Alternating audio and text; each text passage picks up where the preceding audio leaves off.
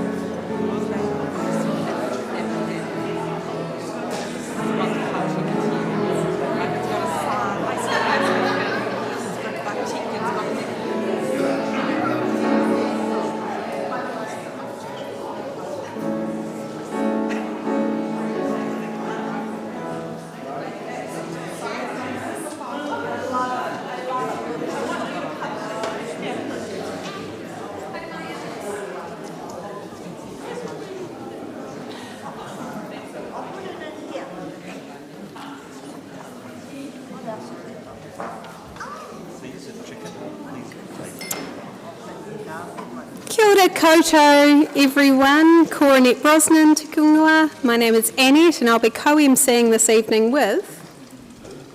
Kia ora mai tātou, ko Sally Crowder-Ho. Lovely to see you all here tonight.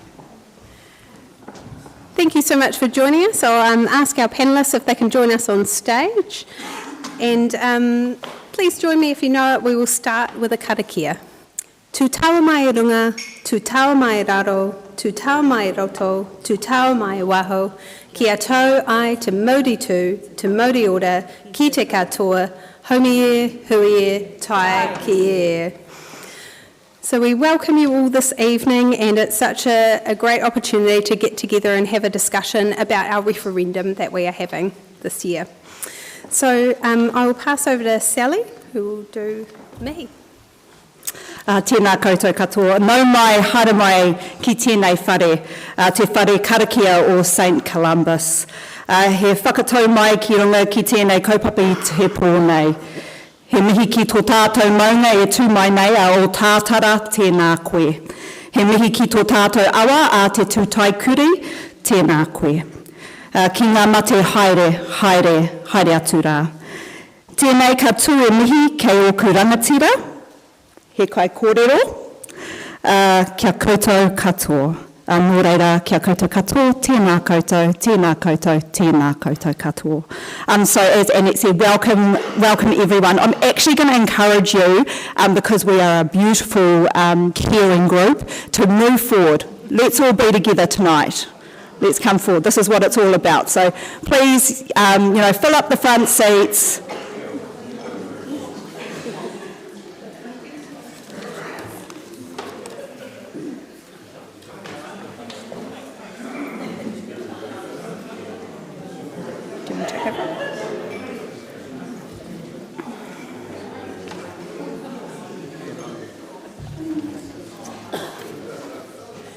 And once again, I just want to acknowledge the St. Columbus whānau for having us here this evening and opening up this beautiful whare for us to be able to have this kōrero and to share this time together. I'm going to hand over back to Annette to do our health and safety, always the best part of the evening, huh?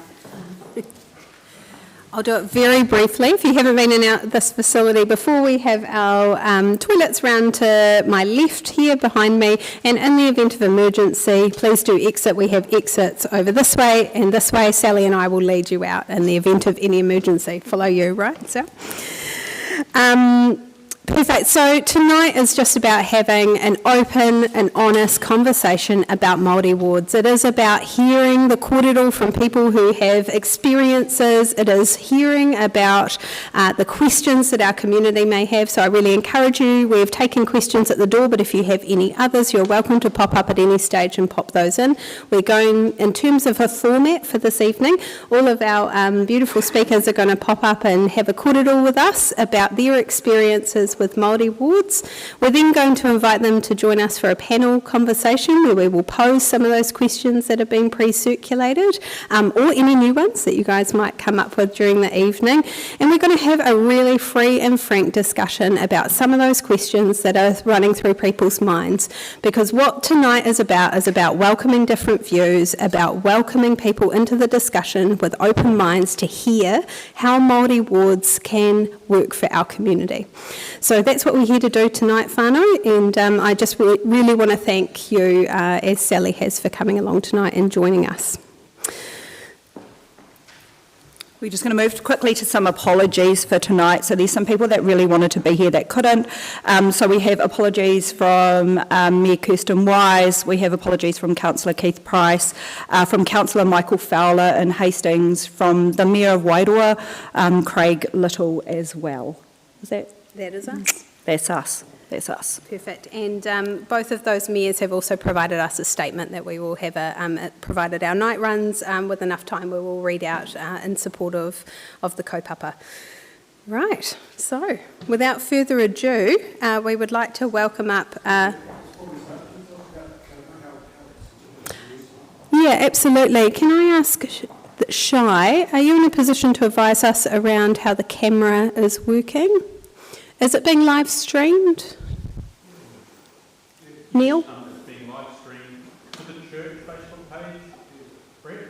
Yes, and it's also being filmed, and that will be put out on the Four Wards Hawke's Bay Facebook page. Thank you. Yeah, thank you for that reminder. And that will focus on the stage. Yes? Kei te pai. Thank you. So, without further ado, unless I've missed any housekeeping, please do draw my attention to that. I would like to welcome Her Worship Mayor Sandra Hazelhurst.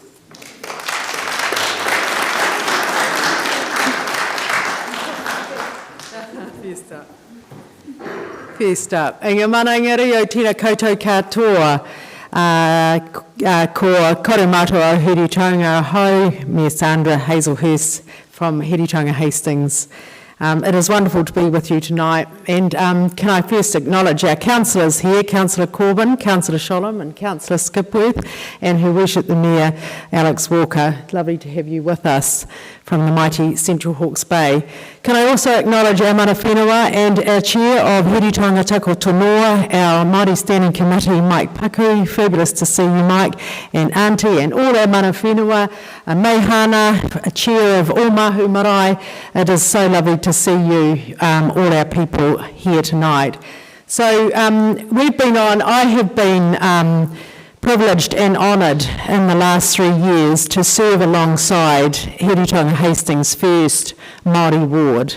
Our Takitini Māori ward we first consulted with our community in 2021 and to suggest and see what their views were. We had 3,000 submissions and we were delighted to hear how many people thought it was a great idea to have a Māori ward. So standing here tonight for me is rather odd, really, because having a Māori ward and being part of who we are in our district of Hiritonga Hastings and Te Mato Maui, the wider region, is actually just what we do. It is about inclusiveness, it's about hearing everybody's views, it's about good representation, and it's about making sure that everyone's views are brought to the table.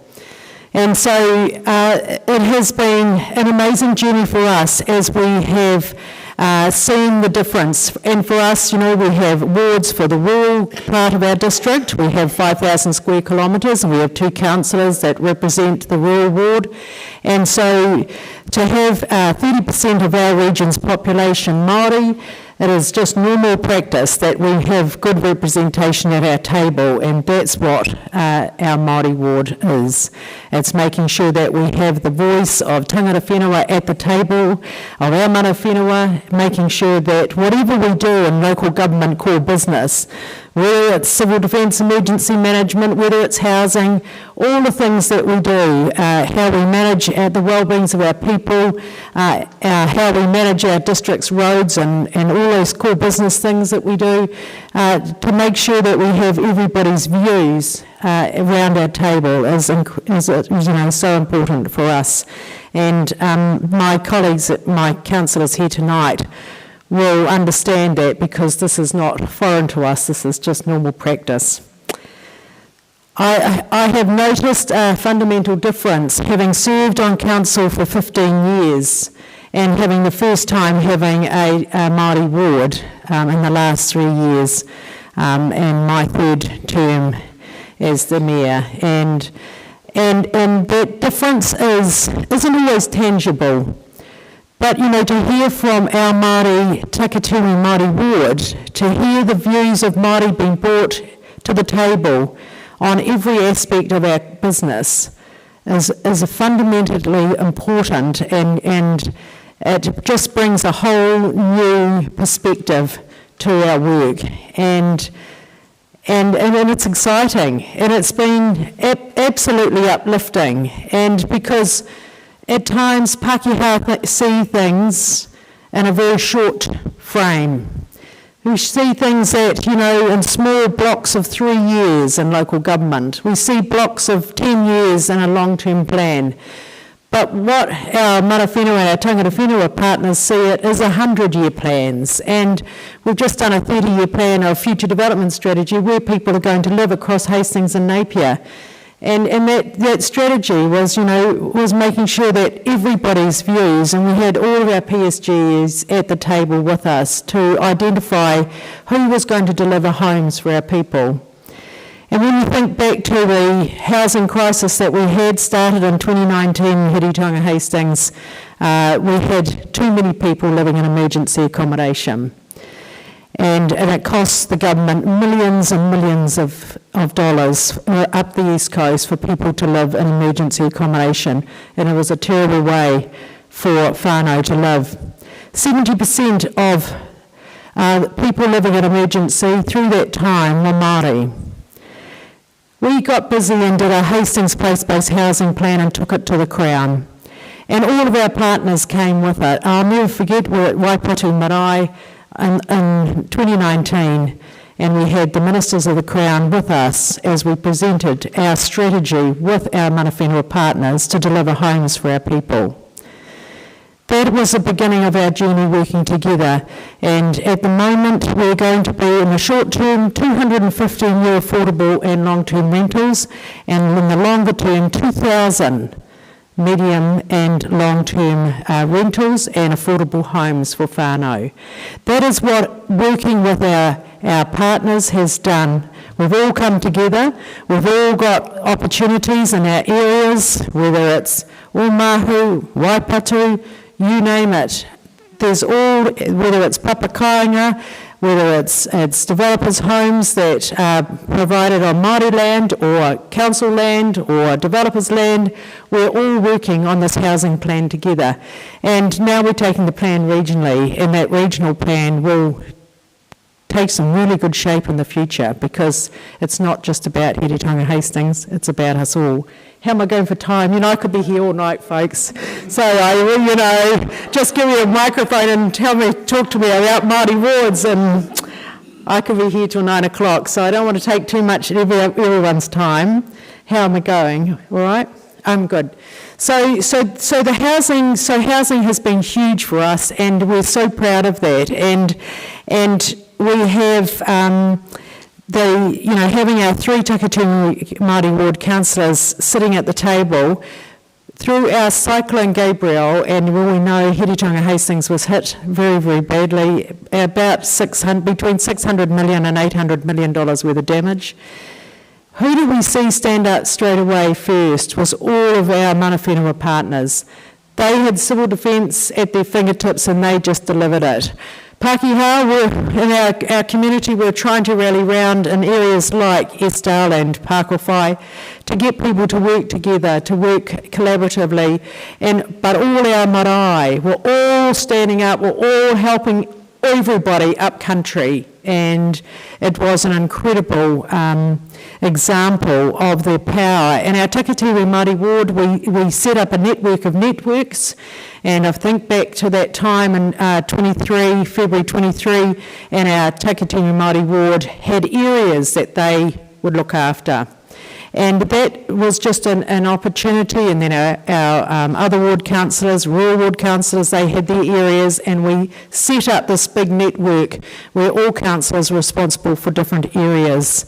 Alan will testify to this, that how hard it was in his ward to get all his community to work together to have a common vision and a goal and how we were going to recover for the Hiritonga ward. And we were just so proud of we've got our Omahu, we've got Mehana here tonight, and the amazing work that happened through the cyclone. But that's what, having the Māori ward there, we actually didn't know how the Māori ward was going to roll out, did we, Heather? We didn't say, well, this is how we're going to do it, we need a strategy, and we're going to have a plan, and this is what's going to happen. We got thrown in, the councillors were elected, and we got a cyclone thrown at us. So we had to quickly pivot and say, how are we going to do this? And then we all came together and we all had our jobs and our roles and responsibilities, and everybody pulled together. And it was an outstanding example of how we all work together in partnership. And we're not even going to talk about our obligations under the treaty, because to me that is just normal. That's just what we do. That is partnership. We think about our partnership every day in our work. But the Māori ward representatives, they will remind us if we suddenly digress or are not actually in tune with what that partnership means. And that is what's so important and been so exciting for me to lead the council over the last 3 years within the first Māori ward is that we just look to them to guide us. And no rules, but we know in our hearts what it's right and how to do this stuff. So it's been, and what we've seen is developers now, private developers, starting with a karakia, blessing all the land. Everybody's got their Māori representatives now been employed. TW, for example, in Flaxmere, they are all coming together now with their blessings and their karakia, and that is just normal practice for us. I start a meeting with karakia in my office for every meeting. That didn't used to happen, of course, and all of a sudden that changes the feel of the meeting, and you know it can be sometimes a little bit tense because people come and see the mayor for some not always happy reasons. And so when we had the karakia, it just calms everybody and we take it forward. How are we going to deal with this? We're here to find a solution, folks. We're here to work through to get some answers for you. So that's probably my time, but I just want to say that what we want is effective governance. We want the true representatives at the table, and for me, I just want to help people understand there doesn't need to be any barriers. This is actually just what is right. It is what is right to have a Māori ward, and it can make huge value in terms of inclusiveness, not just within a council, but a wider community, and that's what I've seen and that's what I've loved. Nō reira, tēnā koutou, tēnā tātou katoa.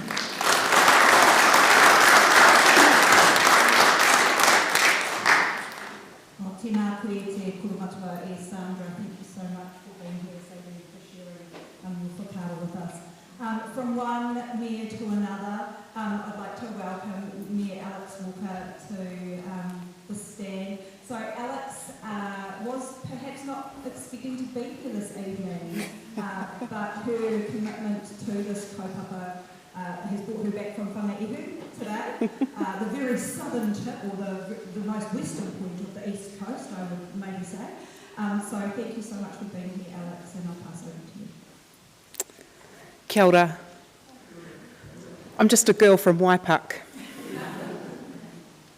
But I've had a pretty amazing journey in the last 9 years, and I thought this was a good opportunity to share this. So when I was younger, I went to university, I went to Dunedin, and I wanted to get into med school. I'm really pleased I didn't, by the way, and you should all be really pleased that I didn't either. But a friend that I'd met going through that health science program came to me at the end of the year after we found out whether we were in or not, and had been accepted through a Māori placement into the medical school, and my grade point average was better than his. And for a 19-year-old girl who'd grown up in small town rural New Zealand, that was pretty tough. In fact, if I remember rightly, I think he actually came to my flat to come to a party, and I actually might have been so horrible and rude as having said, actually, I don't think you should be here, and shutting the door. And I'm so sad to think that the society that I grew up in had conditioned me to think like that. And I became the mayor quite a number of years later, having not really moved on from those assumptions about what New Zealand was and is and was about. And I became the mayor. I hadn't been in local government before, and boy did I get a lesson.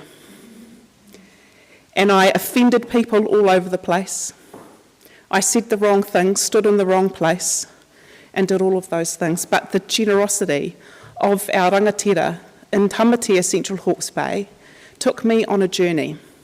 And very quickly I found why this was so important in our community, because I went into a system of local government that was racist.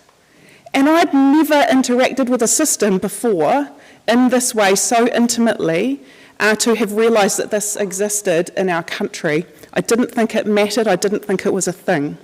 And this is why I'm so passionate about our democratic Māori representation in our local government system. because this system continues to be racist. I would call out the missing Māori ward candidate profiles from a number of our councils in their election packs this week. I would guarantee that if the person checking those packs before they went to the printer was on a Māori electoral roll and was voting in the Māori wards, they would have picked it up. Guarantee it. So I can just about guarantee that whoever it was doing that checking was not Māori. I see it in our community. I see our towns, our villages, where Māori land is on one side of the railway line, the village land is on the other side, and the infrastructure doesn't go across that railway line.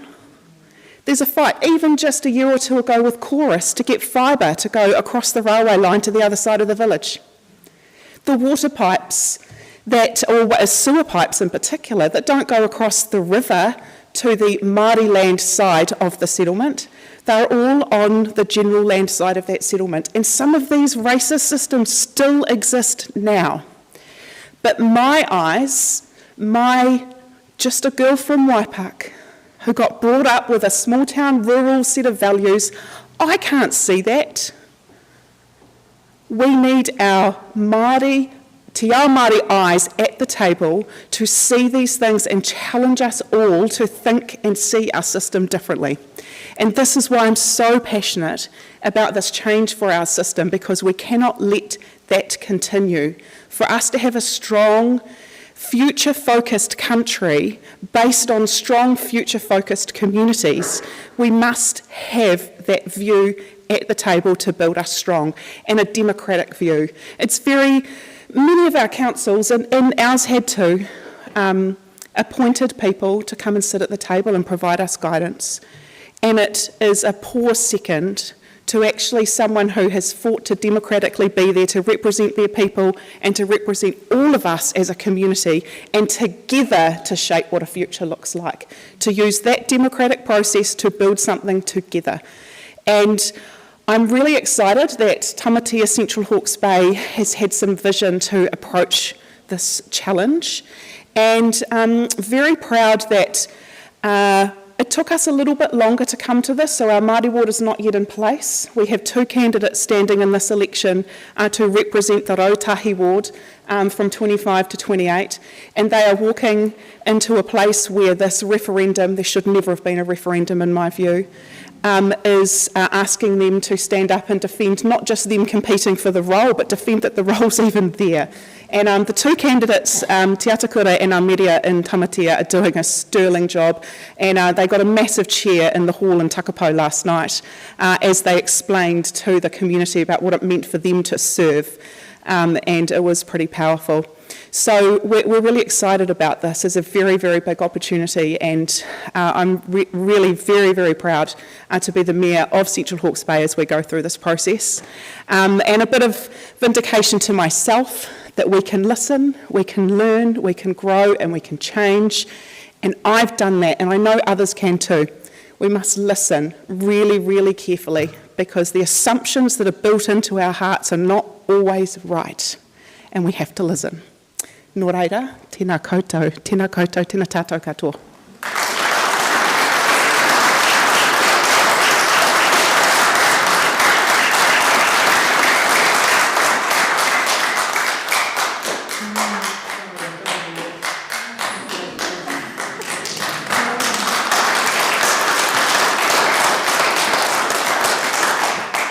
I was just going to say, Alex, how powerful that was, and how that hit, I think, from such a genuine place. And I almost had tears listening to that. I was wondering where you were going for a little bit there. But man, did you pull that around? And just, if anyone knows Alex, that is 100% where you're at. So yeah, thank you for sharing that with us. I think the standing applause was very well deserved. So kia ora. I would like to welcome Neil, Councillor Neil Curtin of Hawke's Bay Regional Council. Welcome, Neil. Kia ora. How do I follow that act? And how do I follow on from these wonderful, powerful women that I am confronted, it's shaking at my knees at the prospect of having to stand on the same stage. I've got a little comment about women in politics to come, so we'll just leave that. And I just wanted to, thank you for coming. It's important, and your presence here is testimony to what we really need to think about in this election. I want to offer you tonight a little different scenario. I just want to park, if you like, Maori wards and start off with voices of which Maori deserve a very significant part of our democracy in. And I want to raise this because we have these expectations of democracy, and they're about allowing diverse voices to come together and to participate in the political process, regardless of status, wealth, and background. And that's the nub of it for me. And my perspective comes from an experience over the past 30 years. Gosh, it's ticking along. I think I can offer you a different perspective than my colleagues in the light that I participated in the first MMP Parliament. I was an MP during that time. So what we had was, for the first time, a milestone amongst many milestones on our New Zealand democratic journey. That milestone was important because it brought to the table a range of voices that hadn't been heard, had been sitting on the sideline with a two-party process, National Labour dominating for the best part of 100 years. And for the first time in 1996, those voices of others in the community could be heard. I sat round the table with Tuku Morgan was my benchmate. 5 Māori MPs. We swept the floor with Māori representation with New Zealand First. Interesting dynamic that, and was destined not to last, I'd have to say. And it goes back to this notion of voices, and I'll keep repeating this. Those voices were incompatible together. And we see this played out. We saw it played out last Saturday, in fact, with the by-election in Auckland. Māori want their own voice, and they want to be represented round the table. Equally, I'd say, and that's been my experience, they want equal representation, equal rights in decision-making.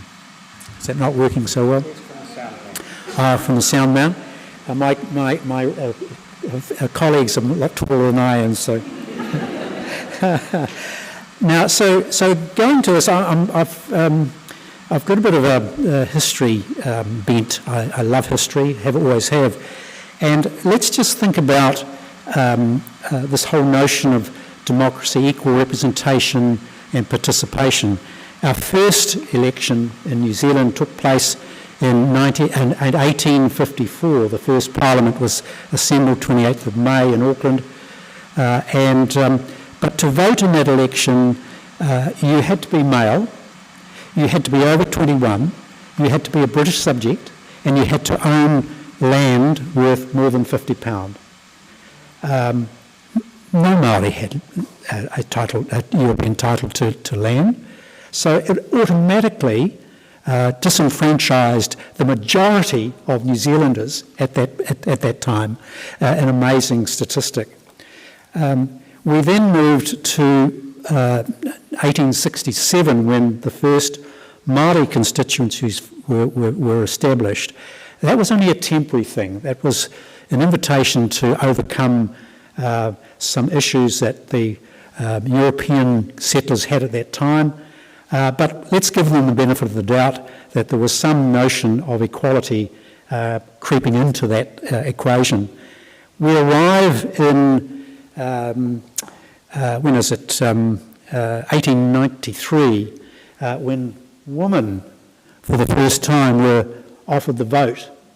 They weren't allowed to stand in Parliament, And look where we've landed today. We've got a wonderful representation of women and making a huge difference. It was 1919 before the first woman was elected to Parliament, Kate Shepherd. We move on to, when was it? During that time you still weren't able to vote unless you were a British citizen. So eliminating all those of Asian descent, Chinese, all the ethnicities other than the British weren't able to vote. So what I'm painting here is a picture of progress on a journey that takes time, it takes patience, it takes a great deal of tenacity to achieve that fair representation. We arrived in, 1969 when we reduced the age from 21 to 18. When was the next move? So we've got this progression and ending up in 1996 with MMP. We then in 2001, I think, decided that it would be a good thing for local government to have that, have Māori constituencies and have some representation. I think it took a while. It was it was Bay of Plenty 2001. 3 or 4 joined, but very slow progression in that regard. So what you're seeing is this gradual build-up, and we're facing this at the moment, a few steps forward and several back. My experience of Māori representation and participation goes back to 2001. We had a Māori committee on regional council, and I had the privilege of sitting next to some very fine men, Heiti Hiha and my good friend, my paku here tonight. And it always worried me, right back from those times, Mike, that we had a wonderful contribution from these esteemed members of our community, and yet they didn't get a vote. That embarrassed me. I'm sorry. It should have not been like that, Mike. So we had a wonderful, and the contribution around the table is outstanding. I compliment that. And then we arrived in 2022 with our Māori constituencies, and we have really, really fantastic contributions from Thompson and Charlie from up north, and that experience that I've had tells me that Māori wards had huge value. That voice that I've referenced before is heard. Finally, have I got much time left? A little bit. The thing that strikes me in terms of Māori representation in particular, I've parked it aside to say general voices need to be heard. We have a much richer democracy when we have those voices around the table. It's ironic though, isn't it? It's ironic that the ACT Party, who are sponsoring this nonsense we have in front of us at the moment, want to extinguish a voice, and the only reason that they have a voice themselves is that MMP development. They were given a voice, now they want to take one away that they don't like.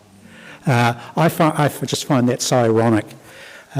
We do gain so much, and I listened today at some statistics around what our population looks like 2048, so not far down the track, 20 odd years. And we will be 1/3 Māori, we'll be 1/3 Pākehā, we'll be 1/3 Asian descent, and what do those voices look like? How do we accommodate the new democracy we must have in front of us?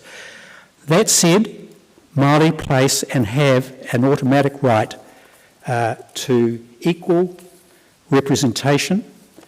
We signed a contract with Māori, and I go back to Article 2, where, and I'm reading the Māori version, the Queen guarantees tēnā rangatira chieftainship authority over lands, villages and taonga.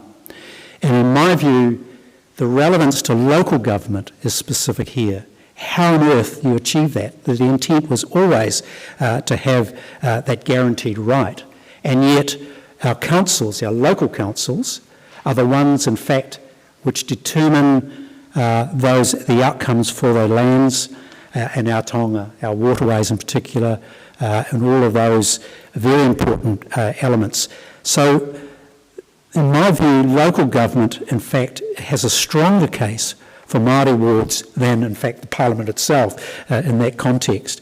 Ladies and gentlemen, I base my position and my support for Māori wards on an inalienable right of every person to have a voice and to be heard, and secondly, the obvious contractual right for Māori in particular to take their place at the decision-making table.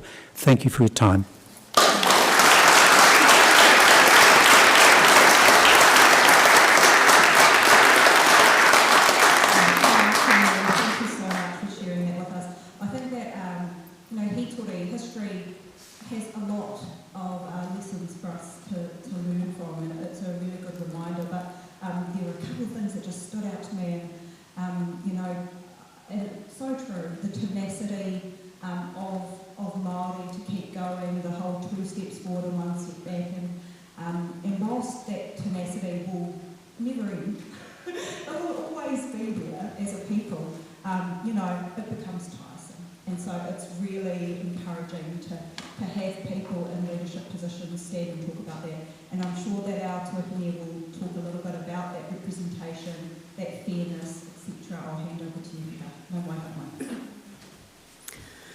Kia ora tātou. On the subject of the conversation, so I'm currently an incumbent Māori Ward councillor, and I'm also a standing candidate for this current election. So a lot of what my fellow colleagues have spoken about, I had, so I'm just going to move on from a lot of what they've said. And I politely say, Māori have really been done to. If you listen to what my fellow colleagues have said, we really have been done to. So I'm going to use the example of how we were all invited here to this beautiful whare karakia, this beautiful church tonight. Are there any church members in here that come to this? So there are 1, 2, 3. So I'm going to paint you a picture. We've been welcomed here by 3 lovely people that are members of this church. Every single one of us that are non-members have come in here today, and we're going to tell those 3 members we're taking over this church. We're going to own this church. You will not have a say in this church that you built. We will charge you for coming to your church, and you will become extinct members of this church, and sometime in the future we may allow you, even though you worked hard, you poured everything into this church and built it for your members, we're taking over today. That's what happened to Māori when we welcomed non-Māori to Aotearoa. And in 1840 we signed a partnership to say we want to live with you and work with you for the betterment of our people and your people. But again, they didn't do that. They came and they took. So when we talk about council, a lot of council's financial resource, well, not a lot, as much as we need now, is through the rate take. So people are charged rates. Back in the day, I've got a book, and I can't remember the name, but I was reading it today. It's a book about this big. It was, I can't remember the first name, but it was a rental trust that was commissioned in 2011 to do research on Māori land trusts and Crown-owned land. And I'm only a little bit into it, but when Neil spoke about you could only vote if you're a British subject in your own land, we owned all the land. Māori owned all the land. And so what they did was they put a rate tax on our land that we couldn't actually afford. They put rules on our lands that we couldn't abide by. And if you couldn't pay your rates and you didn't abide by the laws, your land got taken.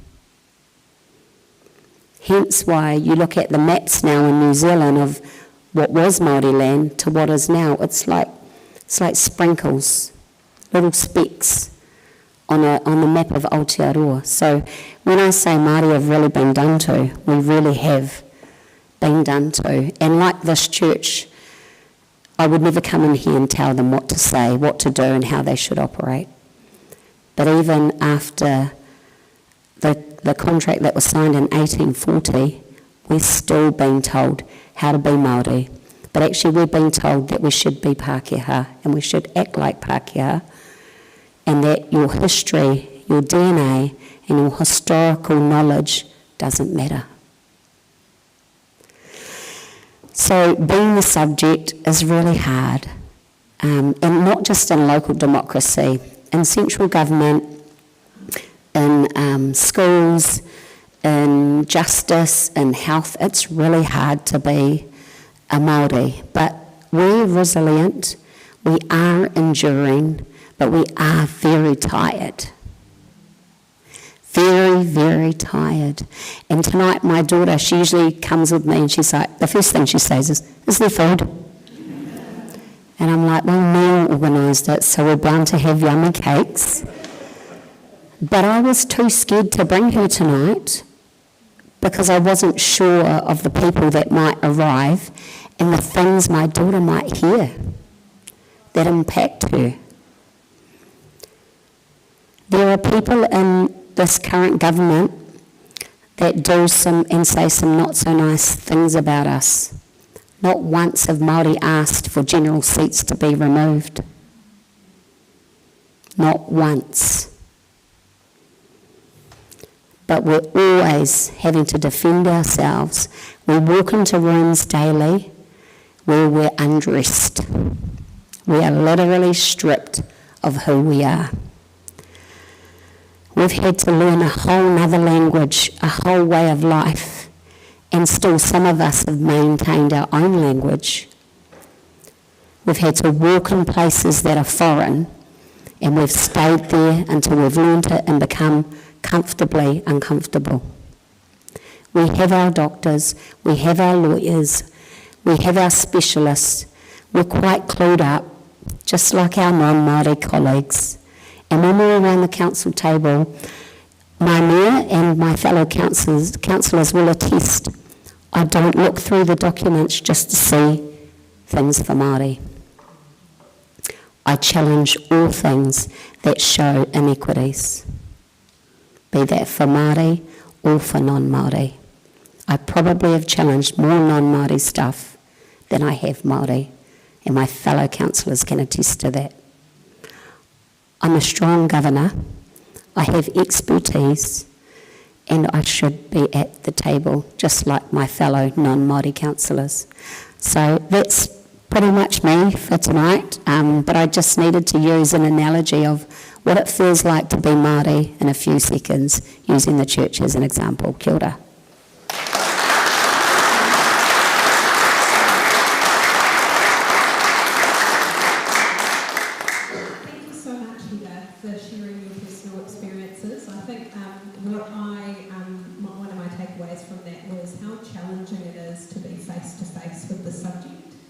You know, if you are a non-believer in the power of Māori wards, to actually talk to someone and hear someone's personal experience is so different.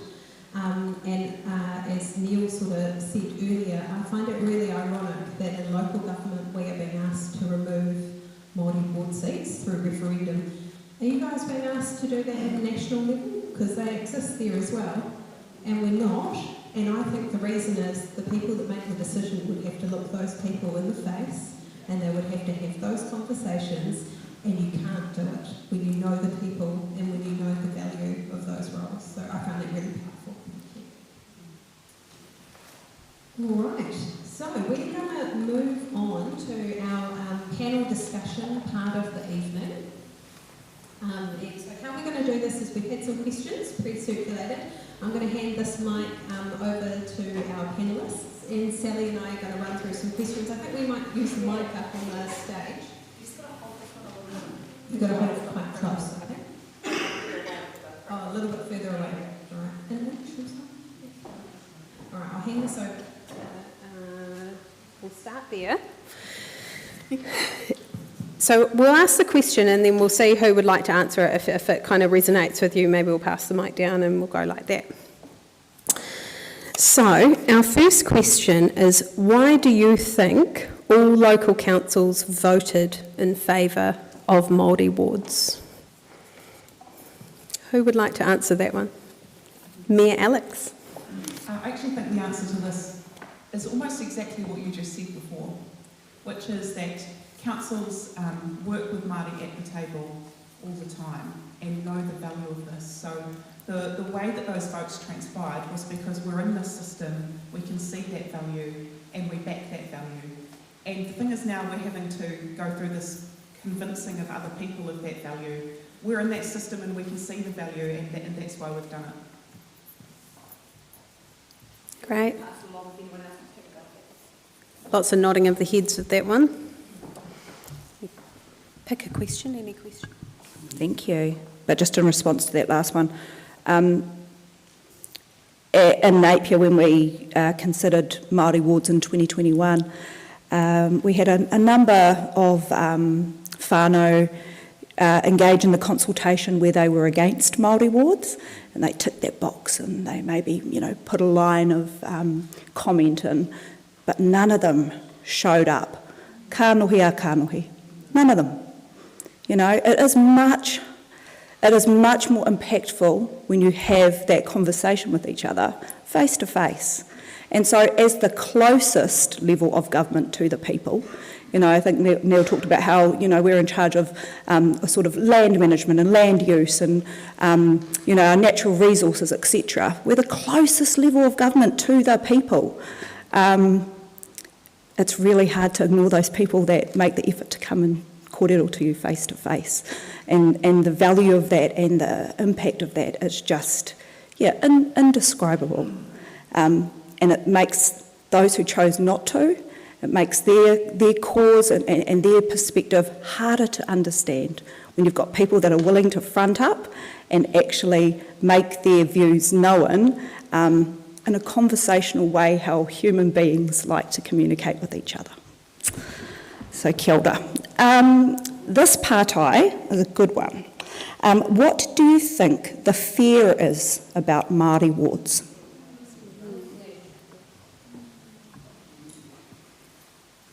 The fear is just the unknown. People don't understand and they're not connected. And I was in a shop today in Havelock North and the shopkeeper said, "Where are you going tonight, Sandra? I see you out every night somewhere."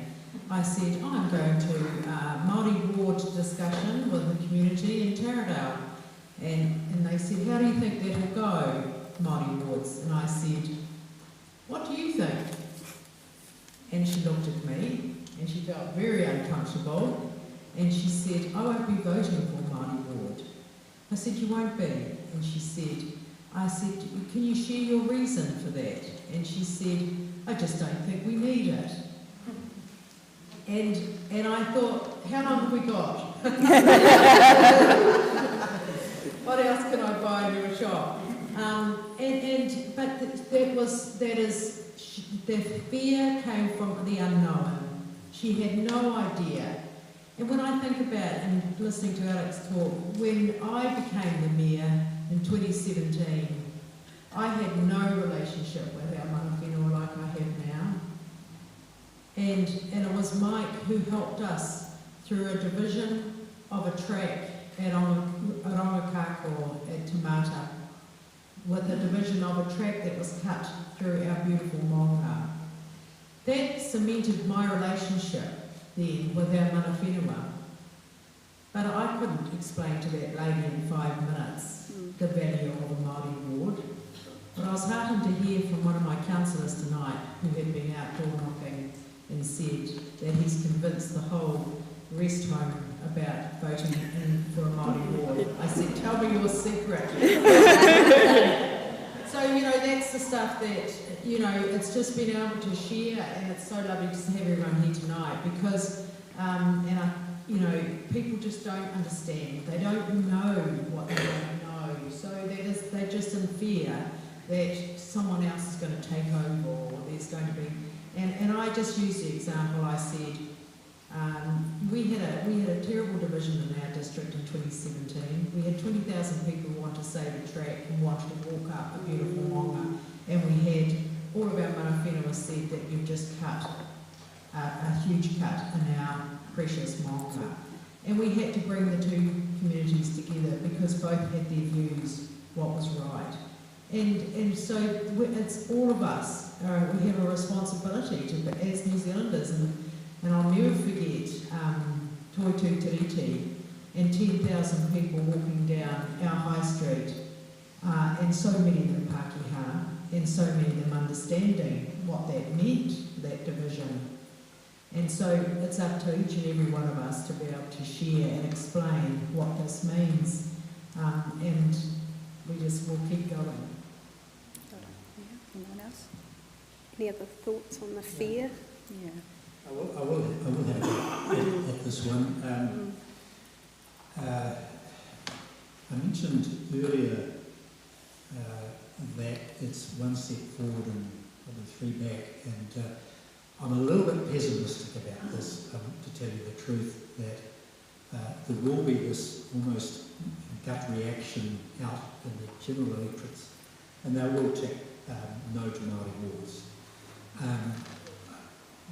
know you're tired, but we've just got to keep going and give it another shot. I could be proven wrong. I hope I'm not, but I'm a little bit sceptical around that. And it goes back to what I said earlier and gave a sort of catalogue of the progress we've made, or lack of it, around the democratic process. It takes time to shift people off the square. Remember giving votes to people that didn't own, have 50 pounds worth of land. Remember women, half the world weren't offered that opportunity to 1860, 1893. And that's just the way it is. Trying to get society and community up to speed is really a difficult process, and I think it falls back on leaders to make the argument, continue to make the argument, stay fast, stand fast, and keep at it. So that'll be my pledge should I end up, in one of those positions, is to say, I'll just keep putting the hand up, yes, to Māori wards, and other arguments that I hope are persuasive to my colleagues. I had coffee today with someone that gave me their burst about my support, dreadful it is, so I just had to walk through the thinking, the rationale, the logic of it. I think fairness and logic will have their day, and I just hope it's this time around a little bit sceptical that it will be. I think fear is because I think both sides haven't done enough to engage with each other. I don't think it's just non-Māori. I think Māori need to position ourselves in places that are very uncomfortable and talk to our fellow colleagues. And when I talked about being tired, I'm the Iron Māori lady. I'll go and go and go and go. Hold up.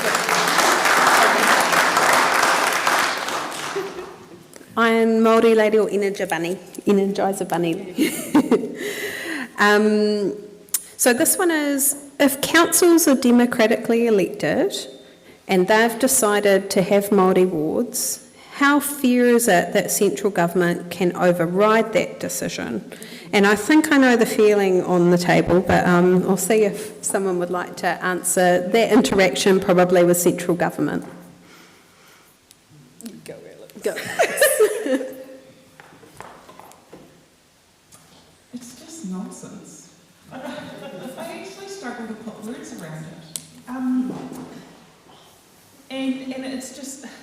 it's so unfair because we have the ability as the democratically elected representatives to decide whether we have a community board, we can decide to have a rural ward or a Taradale ward or a Mount Kahuranaki ward or anything like that. And so how to organise our representation and democracy, we've been given the power in legislation to do that. And it's ridiculous that divisive politics from Wellington has been forced on us to do this. It just makes no sense to me. Any of the others? It's devastating, but and central government thinking that they can, and it's when I think it should never have happened, and it is a coalition government with a leader that didn't stand strong. It should never have been allowed. The party of the ACT party is between 5 and 8% of New Zealanders.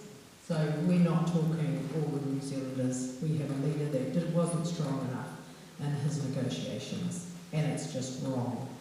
But unlike Neil, I hold out great hope that our community will see the value and the importance. And I was heartened when 10,000 people walked down our high street, and we saw them in the grounds of Wellington and Parliament. And that is the stuff that has changed. You know, we have a policy at our table that we will have all of our language, all our signs by 2040 in Te Reo. And we are excited about that. We are following that, and no one's going to knock us off that track. Next week we are celebrating with all sorts of activities, Māori Language Week, and we're very, very excited about that. And we're having the big celebration of Toi Tū Te Reo, the festival again. 8,000 people came to our town last year to celebrate the language. Unheard of. So I am hopeful and I hold out great hope. And I saw people from all around Aotearoa New Zealand coming into that festival and seeing that they wanted to learn the language. That is what's changed from when I was a girl growing up in Hastings. You know, we were allowed to sing the odd waiata, but we certainly didn't learn the language like our tamariki are learning today. So I hold out great hope that people will see the importance, you know, of retaining a ward for us.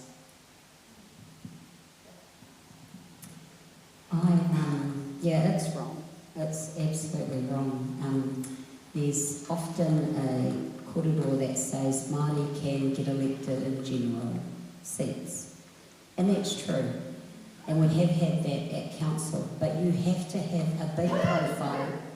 Sometimes you have to let go of some of your values to prove to those that will vote you in that you're a good Māori person. And we've come to a point where we're not going to let go of anything that we are as Māori, even if we don't have a profile. And it guarantees Māori a seat at the table. But unlike you, Mayor Sandra, I'm really optimistic for Heretona, and I've been really focused on Heretona. And I believe you will be one of the mayors that will have got Māori wards over the line in this referendum. And I also believe that everybody in this room can be on the right side of history to vote in Māori wards and shift the way that we engage with each other. The opportunity is for all of us in this room to shift the way that we start to engage with each other. Kia ora.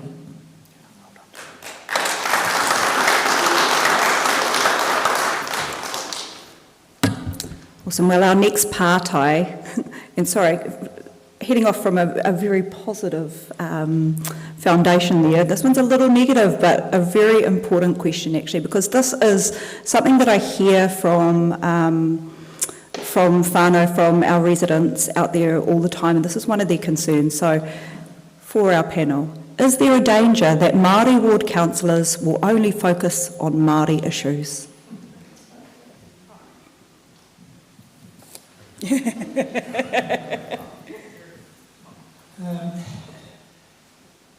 My experience is that Māori do take a particular interest in Māori issues. They leap to their feet and insist on being heard on those issues, and good on them. I think that's part of having that Māori voice around the table, and it's so important.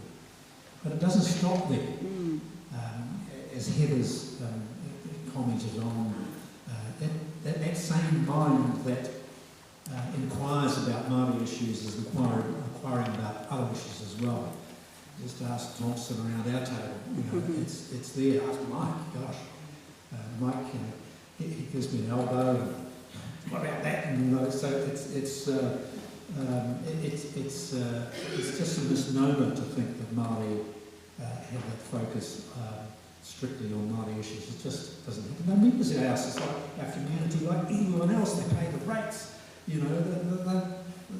They struggle at the supermarket to pay the bills just like everyone else. They're our issues, not any particular sector of the community's issues. They're all our issues. Kia ora. I've seen firsthand our three Takitimu Māori ward councillors who have views and opinions and represent our wider district on every item, every matter, it's been they're incredibly passionate, amazing councillors, and they are very good governors, and they take an oath in local government to represent the whole district. That is the oath that they take under the Local Government Act, and just like everybody else does. And so whether we're talking about an event like Horse of the Year, or whether we're talking about making sure that we're delivering on our housing strategy, whatever it is, we have a very strong, very capable, very good councillors that are contributing a huge amount to our council.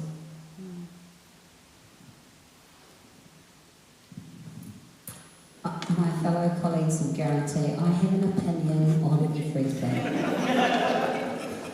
Don't only say that.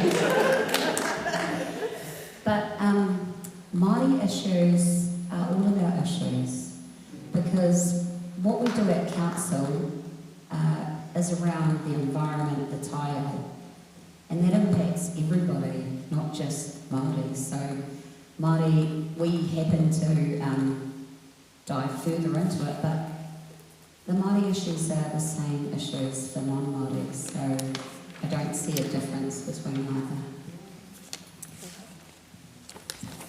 I heard a Māori ward councillor from Manawatu speak at a conference a little while ago, and she spoke really passionately about when you're elected to a council, it doesn't matter what ward you're in, whether it's a Māori ward or a general ward, you're voted in to represent, but actually once you are on council you're there to serve, and there's a really subtle but important difference to that, and everybody at the table goes through that.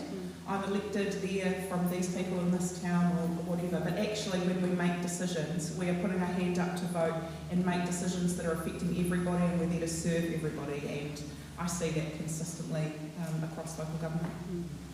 Yeah, thank you guys. In Napier, over 150 years, we've had 3 Māori councillors.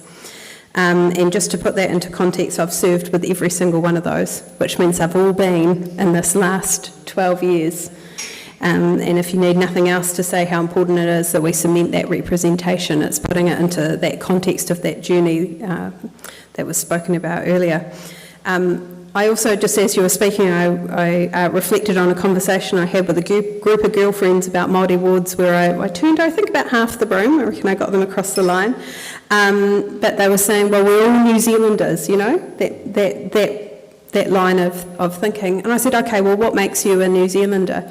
They were like, well, our care for the environment, our hospitality, our friendliness when you travel overseas. And I was like, that's Māori as well. we are all sharing the same set of values. So you get a group of Māori sitting along non-Māori at council. We care about the same stuff, actually, at the root of it. We just have different perspectives and we come at it from different views, and that's what democracy is great at doing, throwing a whole lot of different views in the middle of the table, debating it around and coming up with the best outcome for everyone. So we have 2 more questions. So what is the downside of Māori wards? Would anyone like to tackle a downside? There isn't any.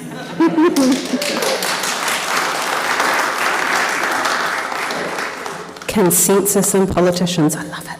Love it. Who would have thought? And so our final question tonight is, if Māori wards are removed in the referendum, what is the next step that council should or need to take to ensure representation for Māori? A world we would not like to live in, but maybe for our mayors, what's your next step? It depends on what the outcome is. So for us, the first, in October, we'll have our first Māori Ward Councillor. And so they'll be there for 3 years, whatever the outcome of the referendum. So that's going to change how the conversation plays out about what to do next if it does fail. But also changes the conversation if it's successful as well. And it's a conversation to be had with our mana whenua about where to next. It's not just our decision about where to next. And that's what I'll be taking to the table when it comes to that point. And there is an election next year, and so, you know, legislation can be overturned. We don't have to just accept. We have to say what is next.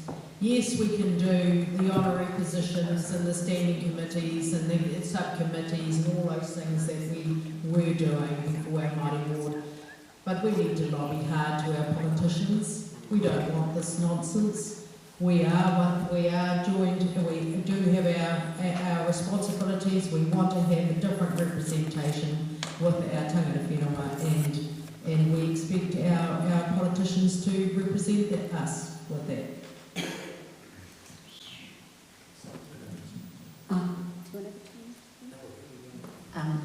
Yeah, we have an election next year, and I also need to let everybody know that if we do get it over the line, in 6 years' time we have to do it all again. So we have to lobby hard next year.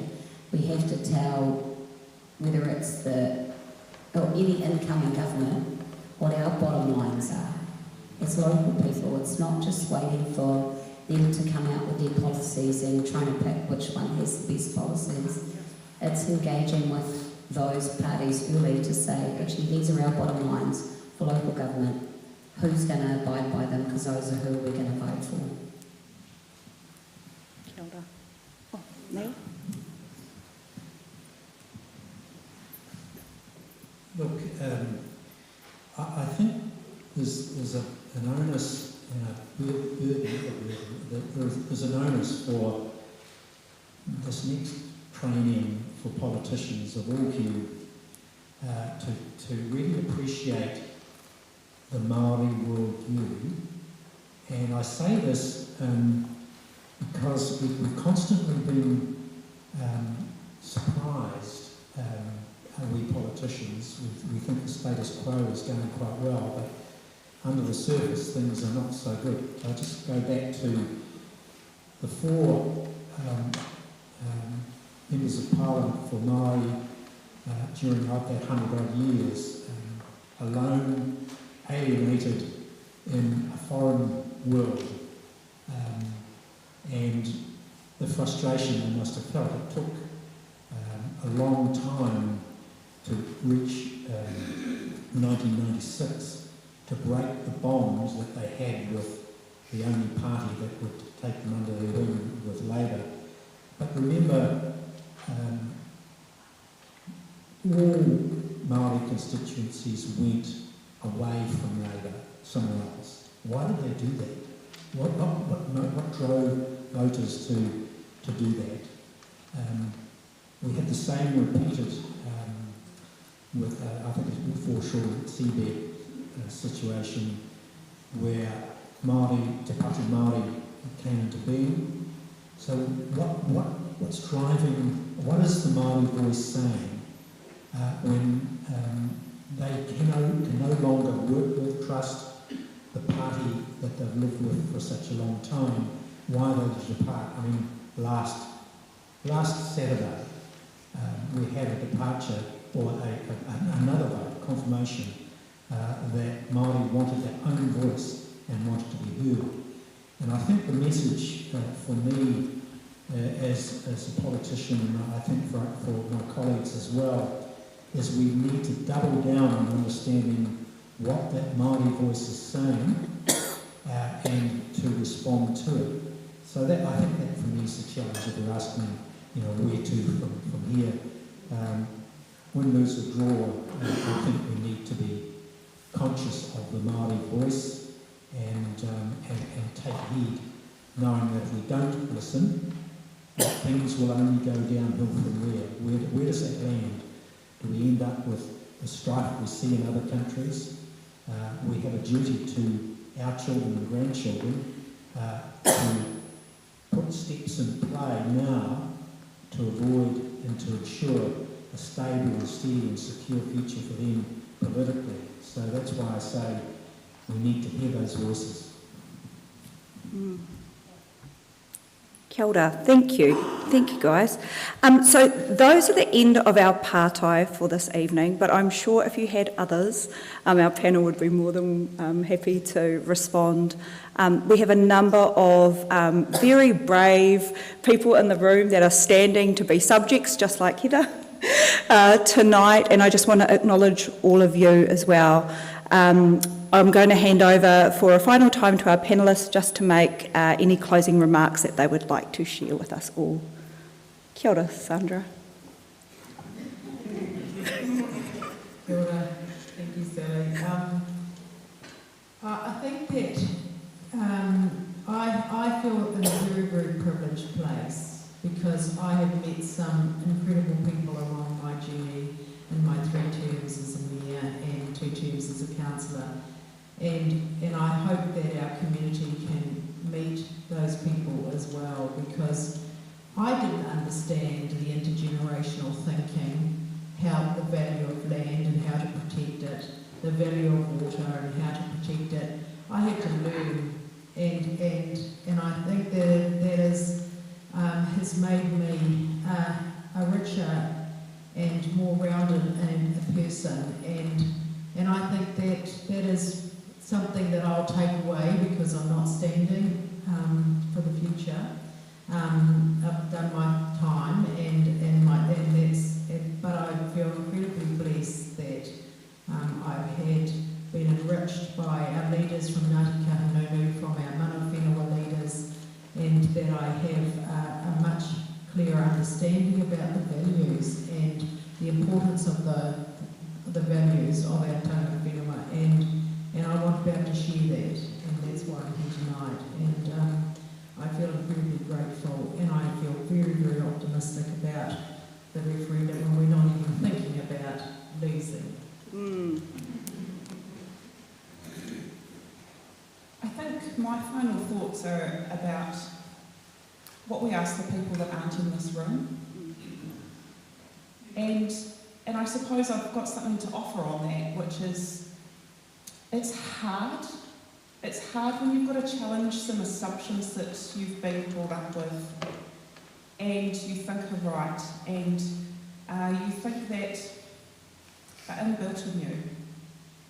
And I suppose the ask is to those people who are not Māori to realise that our Māori whānau have the same thing going on based in their culture, and we can't assume that we know.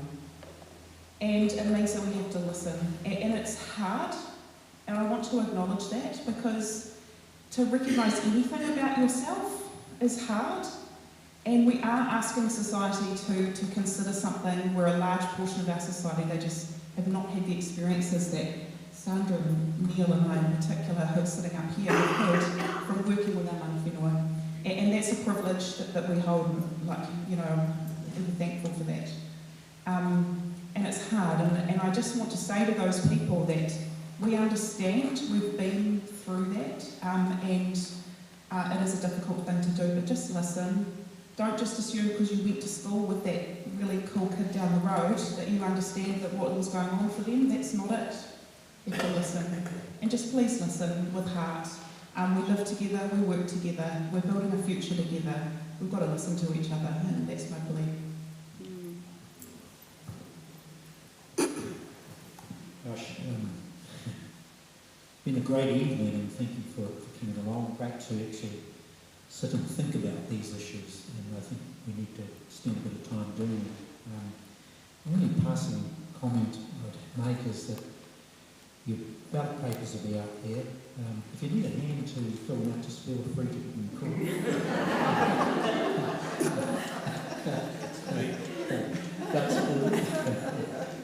Can't help myself.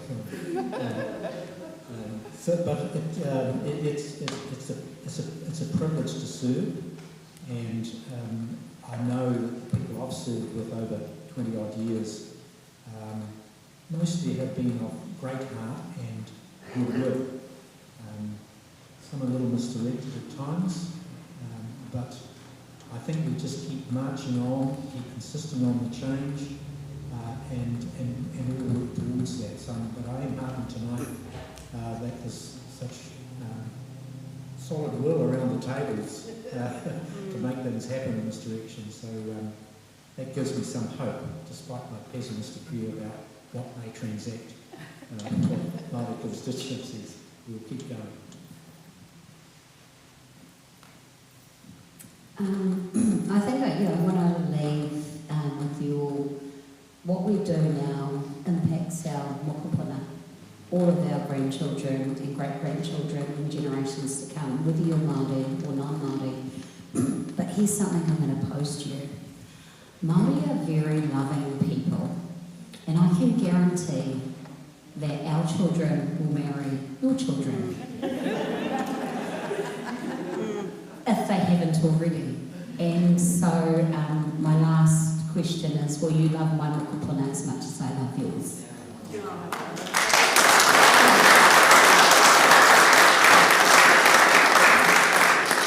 Kia ora whānau. One more big round of applause for our wonderful panellists this evening.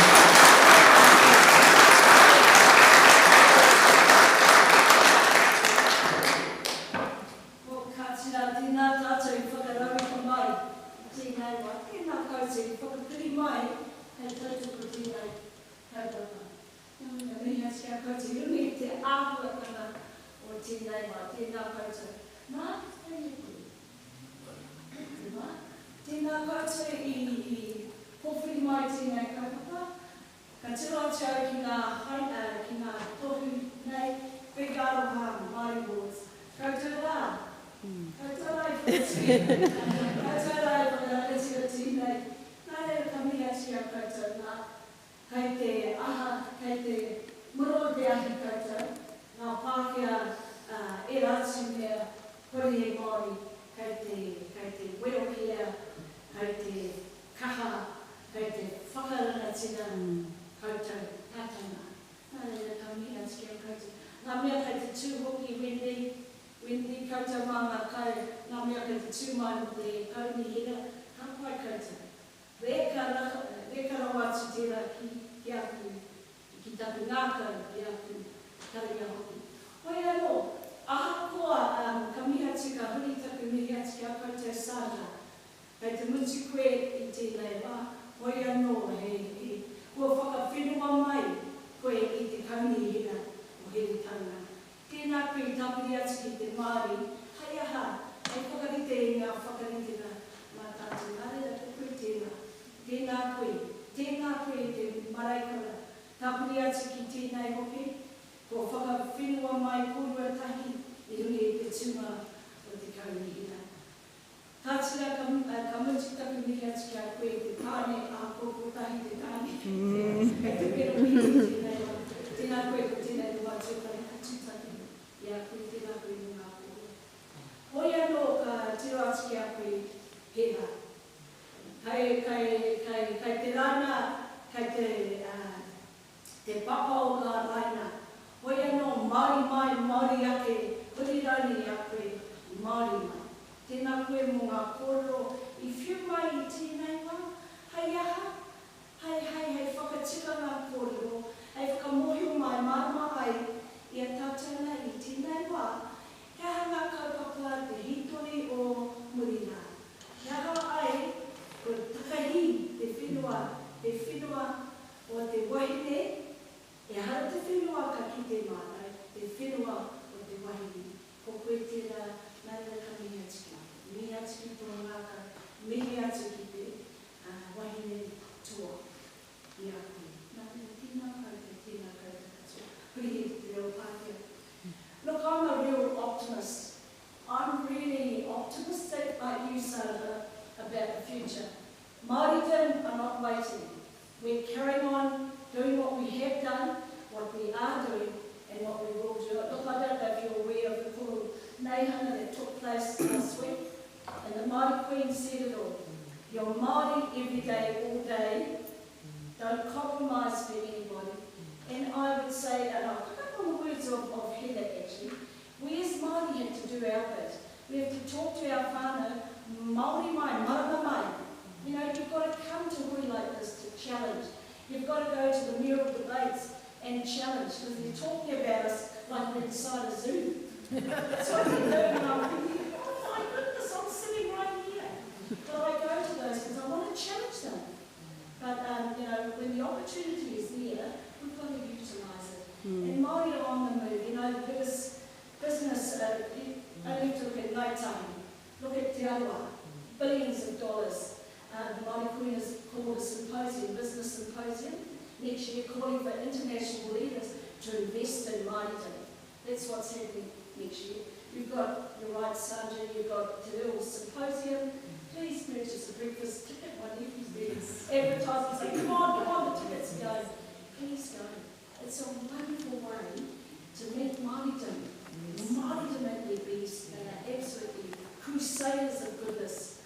Please go to that. And then backing that is the Māori Musical Awards. Yes. We're not letting go of that. And so that backs onto the Māori Te Reo Māori Symposium. But I want to thank, you know, Mark and everybody for coming here.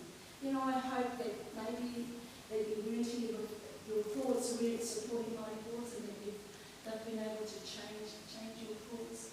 You know, it is a wonderful thing. It's a great thing when you've got mind for everything. And I thank you for the opportunities. Thank you for the support. Thank you for your corridor, actually. And I hope it goes worldwide, actually. I thought it was absolutely, you know, that's a very courageous corridor to know that it's been videoed and everybody's going to hear it, that you will be challenged further. Ponoatiki co-proviso. So to you too, thank you for a lovely job. And Mike, you know, we've got one of our stalwarts of Māoridom sitting right behind me. He's a real stalwart of Māoridom. You know, he's in the leadership position because of his passion for Māoridom. So, you know, kia ora everybody, and I challenge you to learn Te Reo. If you want to learn Māoridom even more, learn Te Reo. I'm actually about to open up free classes, or koha. If you want to give me a koha, I'm about to go on Facebook and open it up to anybody who wants to learn. It's called the Columba Taradale. It's called. So, tēnā koutou, kaupuna, tēnā koutou katoa. Te aloha, te whakapono, me te rangi Māori e tātou tātou e. Te aloha, te whakapono, me te rangi Māori e tātou tātou e. Tina! Tai ki e. Well, thank you. Now, just before I hand back to Annette, or Deputy Mayor Brosnan, as she's called around the place, I'd just like to share one last thing. So, I too am the subject. I'm one of those Maori elected members. I was the first Wahine Maori to be voted on to Napier City Council in 2019. He iriahau no Ngāti Rereahu, Ngāti Tūwharetua, Ngāti Apakura, Te Atiawa, me Kōtirana hoki. And whenever I think about that, I think how embarrassing. How absolutely embarrassing for Napier, for Hawke's Bay, and what it does to you as an individual, especially not being mana whenua from here, is you have so many doubts about where you fit into the boxes that are created by the system anyway, that's another one to sort of try and fight through and figure out exactly how you be Māori enough, how you be smart enough, how you be across it for everyone. So for me, it's very much about making sure in this stage of our history that we take advantage of the opportunity in front of us to make sure that the right people are at the table. And whilst I'm standing again and love my job and love my community, and am very, very grateful for the way that I've been embraced, at this stage in our history, I think that needs to be mana whenua. I think that people from here need to have the same rights and responsibilities as I've been provided and that I've had the privilege to have.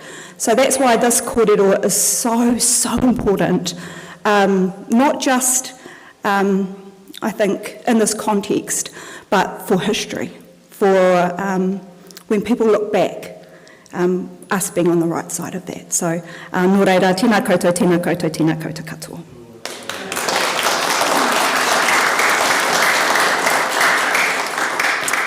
Such a privilege to serve with Sally. She contributes so much to council, and that was beautiful kōrero. So I just have a couple of wrap-up bits and pieces I'd like to run through, if that's all right. So it was so lovely. Thank you to our speakers. We heard from Sandra about seeing the wards in practice. We heard about the personal journey of enlightenment from Alex. We heard about the progress of our democracy and the evolution of the voice from Neil. And we heard the hurt, the mamai, and the placemaking for why this is important from Heather. So, thank you all for your contributions. It was really, really valuable.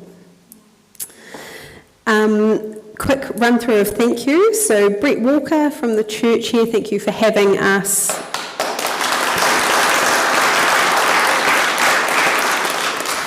We have our sponsors with Clearview Winery.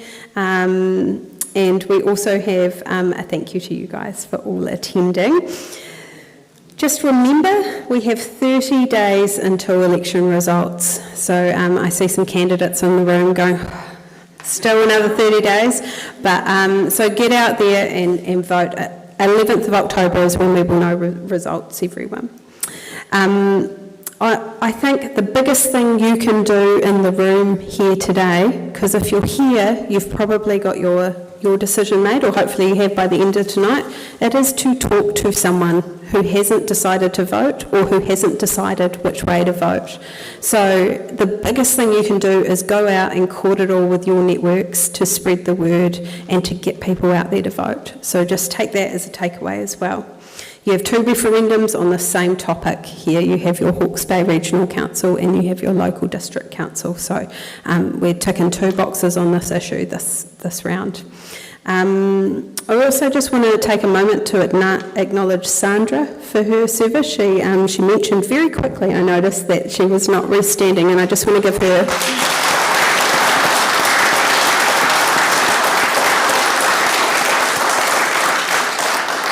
I think we just want to honour you, Sandra, because Hiritonga is a better place for having had you for the time it did, so thank you for your service.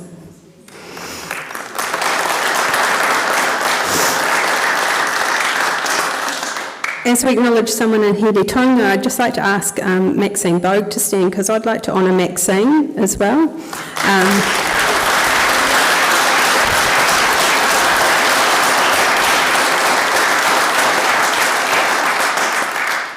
Maxine is tangata tiriti like me, and there is no other person who stands for Māori as strong as Maxine does over her 17, 18 years. Yeah. You are a legend, Max. And the very last acknowledgement I'd like to do is I know there are a whole lot of people out there who are standing for council, so can I ask you to stand if you have had the courageousness to put your name forward for our local democracy? Please stand up. Please stand up.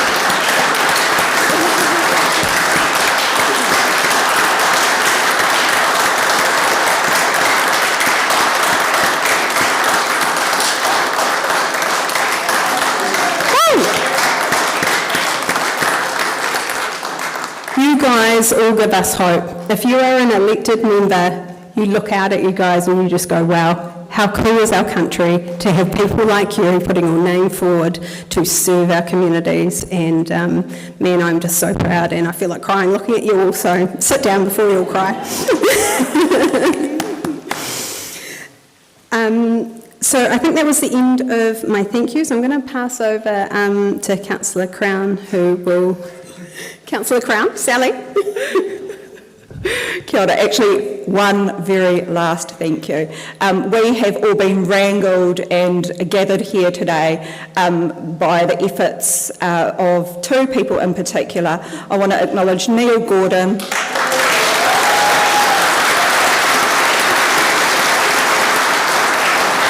who I know has not single-handedly made the Four Wards campaign happen, but is certainly a driving force.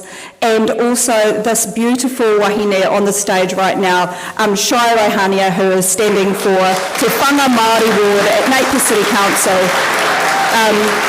Incredibly tireless workers for the kaupapa and servants of the people, which is what it's all about. So thank you both so much for having us here this evening.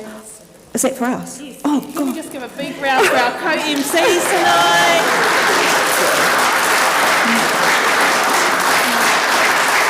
And I just want to point out, we wanted to be transparent and not cover up the wine that everyone got tonight. So, whaki wine.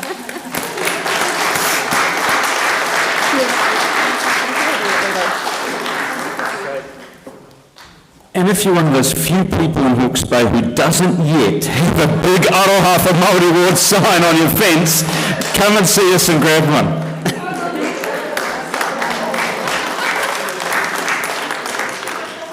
Well, we will connect our circle back together and we'll close with karakia, just as we started, if you'd like to join me. Me ingoa tātou. Kia tau, kia tātou katoa, te atawhai o tō tātou ariki a ihu karaiti, me te aroha o te atua, me te whiwhinga tahitanga ki te wairua tapu, ake, amen.